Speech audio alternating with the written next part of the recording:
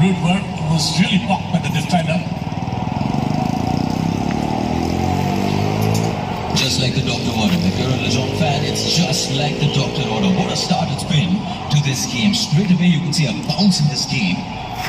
Winning the ball back, I'm guessing it's going to take Northeast United a few minutes to settle their nerves, to sort of... there. But good end-to-end stuff now as far as both the teams are concerned.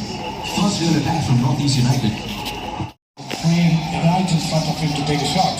And great defending once again. So quick they were to be behind. This very ground in their last quarter-final, they got the better of Emami East Bengal, finalists last season.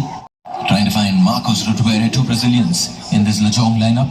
Marcos at the center of the pitch, of course, leading the line as far as goal-scoring duties are concerned. Daniel Goncalves, jersey number 20, marshalling the defense along with Aman Alawat.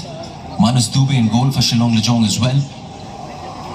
Meanwhile, this guy's going to see a lot of the ball as far as Northeast United is concerned. Nestor Albiak, don't see that too often. Losing that possession in the process. He got a sweet left foot. Got on the score sheet in their last game. Nehru Stadium in Shillong. What a wonderful build-up that was. Simply when we were talking about what Northeast would do against the defense of Shillong Lajong, and this is what they can do.